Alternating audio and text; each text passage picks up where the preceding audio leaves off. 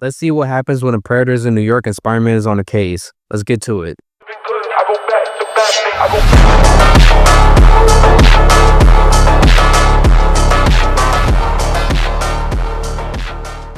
To start off the issue, we get a good look over New York City. It's summertime and the city is currently going through a massive heat wave. We can all relate to that. When a heat wave hits your area, the AC goes to max setting in no time. It stays like that all day. Nobody touches the AC without them getting a side eye from everyone else in the household. Somehow, crime has gone up along with the temperature. I guess criminals are trying to stack up enough money to pay the electric bill ahead of time just to keep the AC running. We then get introduced to a new character, most likely exclusive to this series, named Detective Pearl. Just by the way she's chewing those ice cubes, you can tell she's one of those people who loves to micromanage. She enters the crime scene where 3 people have been skinned alive and hung upside down. The forensic guy next to her asks if she's ever seen anything like this before. He mentions that he talked to the neighbors and found out the building is abandoned and full of junkies. He wonders if the crime was drug-related, tied to a stolen stash, or the work of a new vigilante who takes extreme measures, similar to the Punisher. Pearl doesn't think so. In her eyes, there's no logic or explanation for something this graphic. She notices that a body part was stolen from each of the victims. The first is missing a jaw, the second a rib, and the third a finger. She's pretty spot on with her theory, as she believes the Skinner, which we all know is a predator, is a trophy hunter. This is absolutely true. If you watch the Predator movies, there's no way a predator wouldn't collect something from their prey after hunting them. They have to take a souvenir. It's like a badge of honor for them, a trophy. But usually, it's the skull and spine of his prey. This predator doesn't share that same behavior.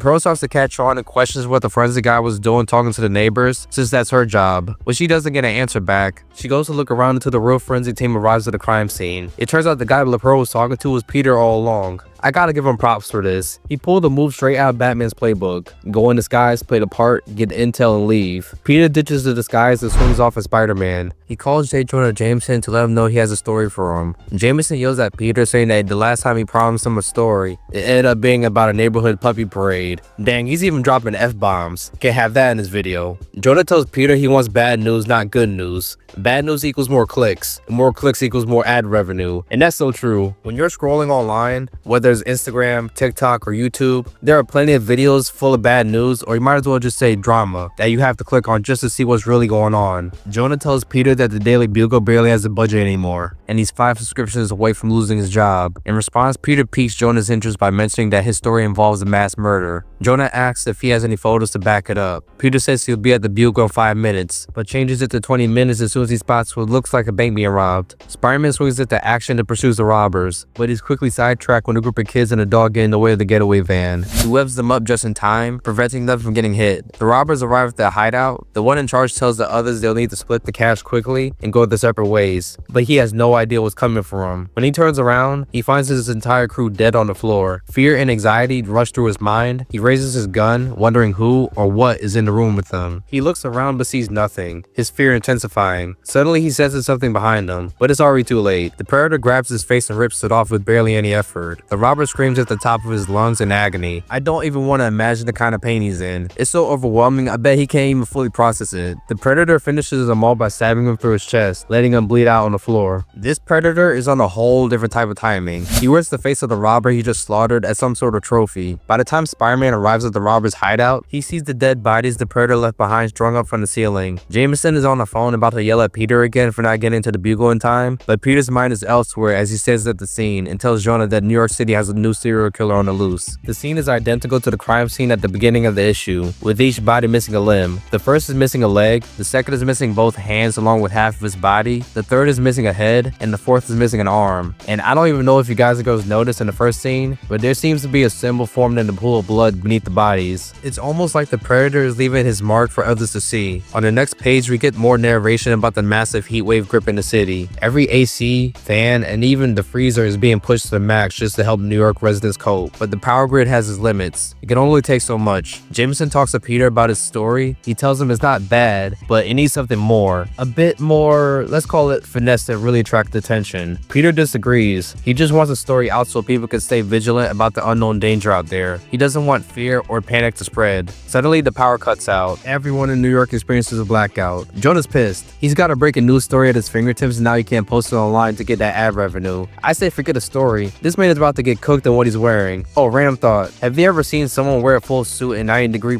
weather? What am I saying? Of course you have. I respect those people so much because they've got that F this heat, gotta push through to make this money mindset. The endurance you need to pull that off is honestly respectable. At least they have a reason to wear something like that in extreme heat. But you know what boggles my mind even more? People who wear shorts in 20 to 30-degree weather. I can never do that. Whenever I see someone outside in shorts during winter, I just nickname them polar bears cause it's like the cold weather doesn't affect them at all. I don't know how they do it, but it couldn't be me. We then jump to the underground of New York where MJ is taking a train and looking through a script. It's pretty funny that she says the line, "Don't turn the light on," and then the power goes out right after she finishes it. People on the train are flustered when the lights go out and panic kicks in fast. One girl starts freaking out because she's claustrophobic. The heat and darkness are making her anxiety skyrocket. MJ introduces herself and tries to comfort her. To help calm her down, MJ turns on the light on her phone and shines it towards the subway tunnel outside the train. She tells the girl to focus on what's outside, not what's going on inside. And of course, it won't be a comic without some tension, because not too far from the train, the predator is approaching after noticing the light from MJ's phone. The girl notices that someone is outside. MJ thinks it's someone that's there to fix the tracks, but both women scream like there's no tomorrow when they see the predator wearing the face of the robber that's clearly stretched out. Getting back to Jonah and Peter. Jonah tells Peter to get his phone and laptop paired up to post an article online, but that's a no-go. Peter says he's got no coverage, and it could be days before the power's back up for everyone. This frustrates Jonah even more, but Peter quickly came up with the idea of turning on a printing press. They go old school to get the story out, to let people know about the new serial killer officially named the Skinner, roaming through the city. This idea actually paid off, but it did get the attention of Detective with Pearl. Jonah reacts and demands $20 for the paper, which is a wild price just to read the news. But hey, where there's low supply, there's high demand, and high demand equals higher prices. Since people can't look up any news online for the time being, Jonah has the power to dictate the price of his paper. I can't knock him for his hustle. LaPearl doesn't care in the slightest though. All she's focused on is who took the photos of the crime scene from the beginning of the issue, and she finds Peter's name on them. She presses Jonah, letting him know that there's a law against disseminating crime scene photos without permission from the victims or the police. Jonah fires back that he's protected by the Fourth Estate. LaPearl dares Jonah to try to pull something on her. She demands she wants to bring Peter in for questioning or she'll arrest him instead. While she says that Spider-Man swings above her and heads back to his apartment, expecting to see MJ there. But he doesn't know that MJ's still stuck in the subway, where the scene cuts to. You can tell the predator is slaughtering people inside, as there are two panels showing him breaking into the train. One of the panels shows an arm with a pool of blood, along with the script MJ had, leaving us hanging and speculating on whether MJ is dead or not. This alone confirms my suspicions about what kind of predator this is. Most predators follow a code of honor, and some don't. According to that code, they don't harm life forms that don't appear to be a threat to others, as it shows they're not worthy prey. For example, children, pregnant women, and sick people aren't considered worthy prey. If it's not worthy prey for their hunt, it doesn't pose a challenge. And without a challenge, a predator can't climb higher in their hierarchy. The predators that don't follow that code of honor are considered bad blood. They would slaughter any life form in their way. Other predators actually hunt these types. Does that mean more predators will be featured in the series? Most likely, since they can't stand bad bloods roaming free unchecked. These panels show more evidence, if not confirmed, that this predator is a bad blood, as he slaughters plenty of innocent people on the train. In the final few pages of the issue, we see a Bugle employee still selling papers late into the night when he catches the attention of a couple thugs. They're about to rob him until an arrow shoots through one of the thugs' hands, disarming him. A mysterious figure charges at them from the shadows and shoots another arrow straight through the second thug's head. It turns out to be Kraven the Hunter. This story just got way more interesting. For a Spider-Man story that involves the Predator, it would have been a wasted opportunity not to include Kraven. Hunting is his specialty after all. Ending off issue 1.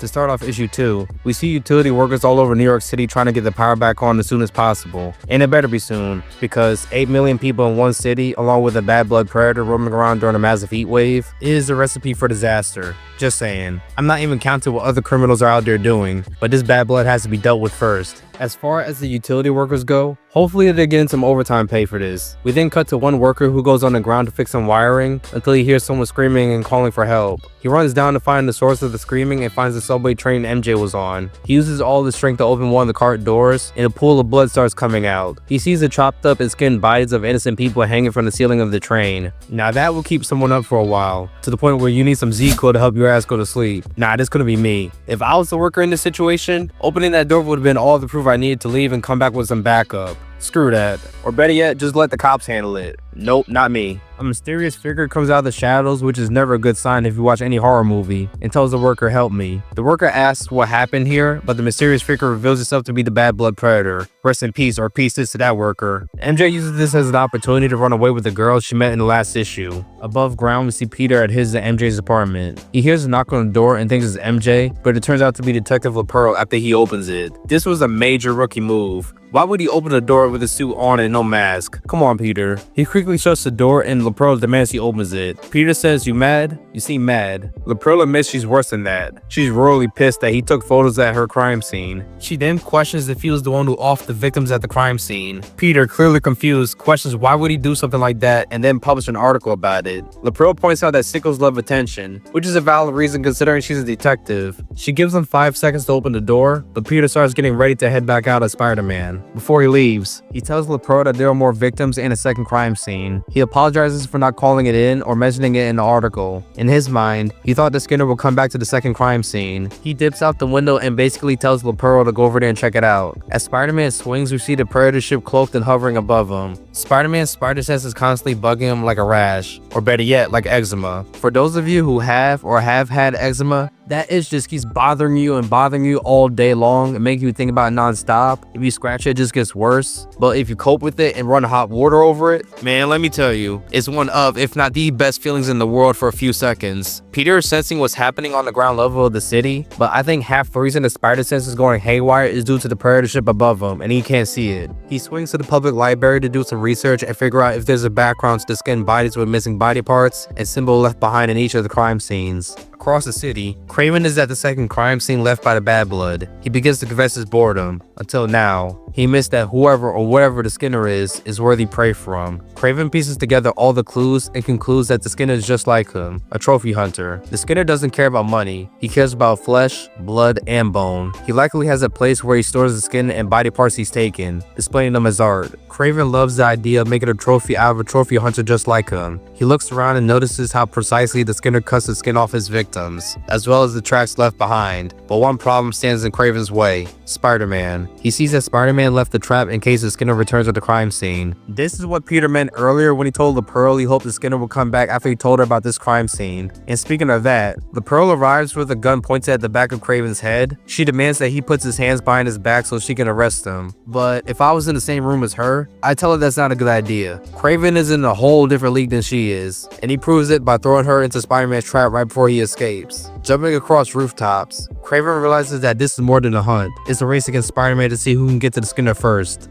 Back on the ground with MJ, she and the girl come across a homeless man. He quickly covers both of their mouths and tells them to stay quiet or else the Predator will find them. MJ, not knowing what the Predator is, asks the man about it. He doesn't give a direct answer, but instead shows them what they're dealing with. And it's freaking horrifying and dark as he leads the women to the Predator's throne room made out of the skin and bones of men and women. Hopefully no children, but since this is a bad blood, it's possible. Personally, I prefer not to know. At the Daily Bugle, Peter tells Jonah that he did some research at the public library and found something very fascinating that correlates with the recent crime scenes. Come to find out, what we saw in the crime scenes has been happening for a long time. It always occurs during times of war, plague, and drought, especially when it gets really hot. Peter provides some examples by showing Jonah photos of skinned bodies with missing limbs and skulls. He tells him that this style of killing and the symbol left behind has been showing up, not for decades, but for hundreds of years in different parts of the world. In other words, the yautja, aka the predator race, has been on Earth hunting for a long time. This doesn't necessarily mean the bad blood has been here for hundreds of years, but it's possible given the average lifespan of a yautja is around 1,000 years, and the same exact killing patterns have appeared throughout history. Yeah, this bad blood is most likely a very skilled hunter, and it's possible he's dodged whatever the other yautja have thrown at him, but I don't think that's the case. Eventually, the higher-ups and more experienced hunters in the yautja hierarchy would be alerted, and they'd have to deal with the bad blood themselves. I think multiple predators have hunted our Earth throughout time, and then one of them eventually went rogue.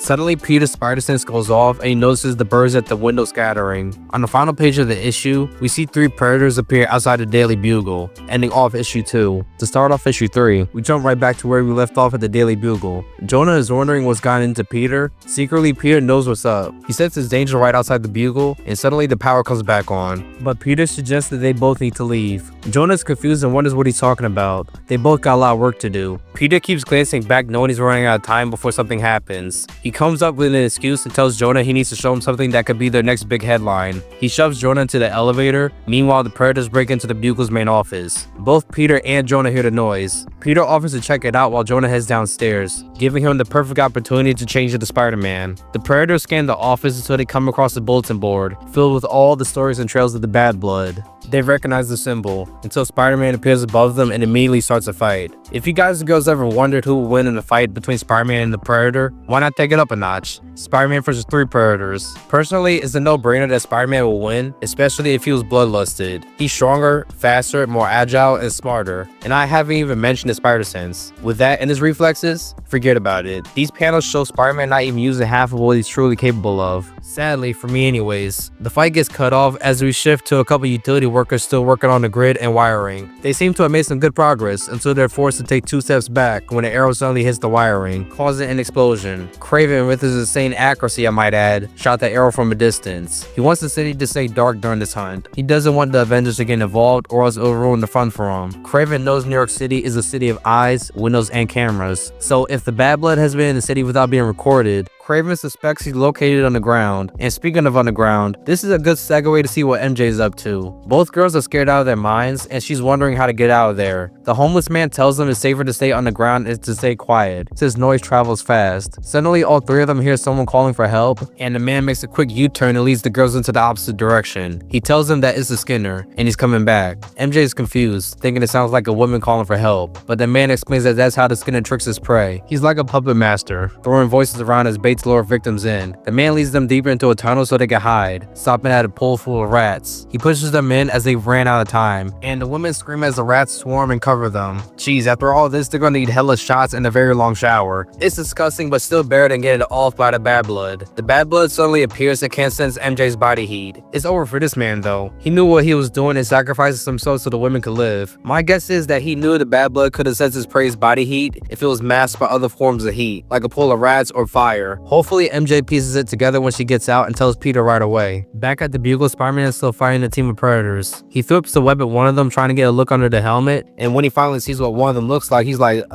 you know what, you can put your helmet back on. 2 predators charge at him. Spider-Man takes them both down with ease, but then the spider sense goes off like crazy. We don't find out what happens next as the next page cuts to outside the Bugle, where Jonah looks up, wondering what Peter is doing. An explosion goes off just as he finishes his sentence, and something covered in webs falls right where Jonah is standing. LaPearl jumps in and shoves Jonah out of the way just in time, and when they get up, the first thing LaPearl says to Jonah is, "Have you ever asked yourself, Mr. Jameson, why trouble seems to follow Peter Parker wherever he goes?" Jonah just brushes it off like he doesn't even care at all. He's too busy thinking about how his office just got destroyed, as if he don't got any insurance to cover it. But as for LaPearl, she has to know Peter is Spider-Man, especially after the talk at his apartment. LaPearl walks over to whatever just landed and checks it out. Both of them wonder what it is, until they're suddenly freaked out when one of the predators breaks out of the, well, might as well call it a web cocoon, since we know what it is now. Issue 3 ends off right there with a huge cliffhanger, and I hate when they do that. It is what it is though. Issue 4 starts off with MJ and that girl I don't care about finally reaching the surface of NYC. But they can't celebrate just yet as the bad blood isn't too far behind them. And boy, this bad blood looks like a nightmare. When he came out, he wore the skin of the people he slaughtered and ripped some of the skin off his face, revealing himself. He quickly catches up to the women, takes out his blade, and gets ready to cut both of them down. But he doesn't, as the explosion from the Daily Bugle catches his attention. He runs towards it and the women get a moment of relief now that they're safe. All of a sudden, another hand shoots out of the manhole and grabs MJ's leg. It's Craven, and the first thing he asks her is, "Where's the predator?" Meanwhile, we cut to Jonah and Detective LaPearl face to face with one of the yautja hunters. The predator moves first, disarming LaPearl and tossing her aside like nothing. Jonah, thinking he can make a difference, charges at the alien, only to get thrown too. But in less than 5 seconds, a blade pierces straight through the yautja's chest. Clean, fast, and bloody too. The bad blood makes his dramatic entrance, towering over the body before turning his gaze towards the Daily Bugle. Perfect timing to check back in on Spider-Man and the other yautja. The fight still rages on. Peter relies on his agility, speed, and reflexes to stay one step ahead of the 2 predators. I like how Peter points out that he already has a big enough rogues gallery, which he's not wrong about, and says he doesn't need any new additions. He even jokes that the predators should go cause trouble somewhere else, like Jersey funny enough. One of them fires a shot at him using a shoulder cannon, and now this part might seem simple, but it actually says a lot about Peter's durability compared to regular humans. Correct me if I'm wrong for you huge predator fans out there, but I'm pretty sure the shoulder cannon is strong enough to instantly take out a normal person or blow a hole clean through their chest. For Peter, the force and impact of getting shot by that cannon sent him flying out of the building. We then cut back to the Bad Blood who climbed to the roof of the Daily Bugle. His plan is to destroy the yautja's ship so he could trap the other predators on Earth with him. In his mind, that's the perfect setup. If they're grounded, he can stalk and hunt them through the shadows of a city he knows all too well. He's too focused on the ship though, and fails to realize that Kraven has been hunting him the whole time. Out of nowhere, Kraven ambushes the Bad Blood and drives the blade into his chest. The Bad Blood roars in pain and responds with a brutal punch to Kraven's face. Still, Kraven doesn't back down. He's hunted every predator the Earth has to offer, but a yautja, that's the ultimate game, one he refuses to let escape. His ego won't allow it. Both of them trade blows with each other until one of them is dead and the other comes out as the winner. On the next page, Kraven comes out on top as he has the head of the Bad Blood in his hands. He screams as a way to show his dominance and prove to himself that he's a worthy hunter. Personally, this part disappointed me the most, not because Kraven won the fight, but Spider-Man didn't even meet the Bad Blood for the whole run, and it felt a bit misleading that it didn't happen. Yes, the title says Predator vs. Spider-Man, and Spider-Man is fighting 3 predators, but I thought, or we all thought, Spider-Man would be fighting that one Bad Blood predator. I don't know, what can I compare this to? It's like when a lot of people hype up a certain food that's new on a restaurant menu, and when you taste the food for the first time, your expectations go down the drain and you tell yourself that this food is overhyped as hell. Or when a new game is announced and looks amazing in the trailers, but a few months to a year later, when it actually drops, the quality is way lower than what was shown in the trailers. I can't think of any other analogy right now, but hopefully you guys go get what I'm saying. Just pure disappointment for me.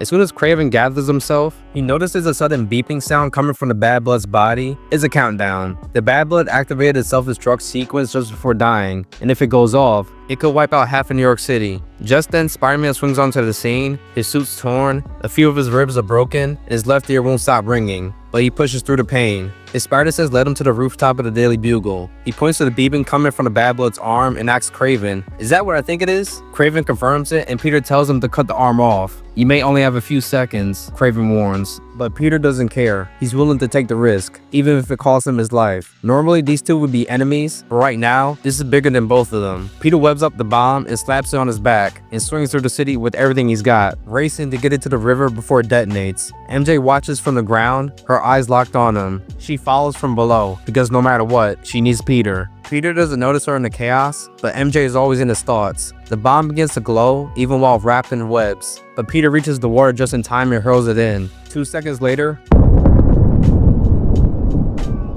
the explosion sends a wall of water towering up to the heights greater than a nearby bridge. Kraven watches from afar. In his mind, he always imagined Spider-Man would die by his hands, but even he can't deny it. If Spider-Man perished in that explosion, that would be a worthy death in his book. Before he could dwell on the thought, Kraven senses another presence behind him. A predator stands tall, ready to strike. Without hesitation, Kraven launches into an attack. He's thrilled. To him, more predators means more challenges and more trophies. But you can tell here that Kraven doesn't have as much stamina as before. He used most of it in his fight with the Bad Blood. The predator gains the upper hand, grabbing Kraven by the throat, raising his blade to finish him. Kraven doesn't flinch. He actually smiles. If this is where it ends, they let it be at the hands of a great hunter. And then it cuts to Jonah and LaPearl. And to be honest, I didn't really care about them in this moment, but what happens next actually gets interesting. As they come to terms with the fact that no one will believe what they've seen, they spot the predator the Bad Blood impaled earlier. Somehow it's still alive, barely clinging to life. LaPearl raises her gun, prepared to end him, but before she can act, she and Jonah are interrupted by a man named Dr. Abraham Cornelius. He and his agents show up, and it's clear what's about to happen. They're here to take the predator, study it, experiment on it, and probably develop weapons from whatever they find, leading to maybe something big happening. Maybe. At the harbor, MJ breaks down in tears, haunted by the unthinkable, the possibility that Peter died in the explosion, until,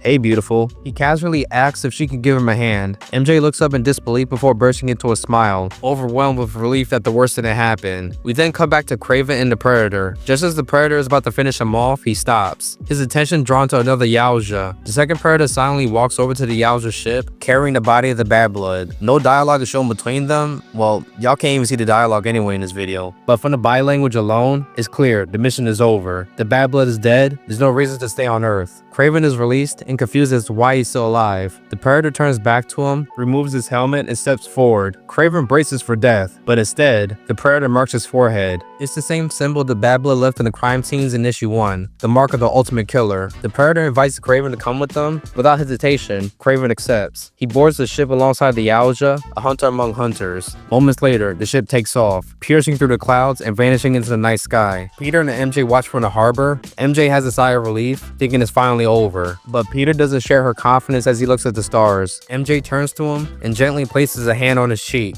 telling him that they should enjoy the moment while it lasts, officially ending off the Predator vs. Spider-Man miniseries. But besides all that, if you're entertained, thought it was educational like what I said or all the above, be sure to like the video, subscribe to the channel, comment, turn on post notifications, especially if you're a new viewer. If you want to support the channel even more, my links will be down in the description box below, and I'll talk to you guys a bit later.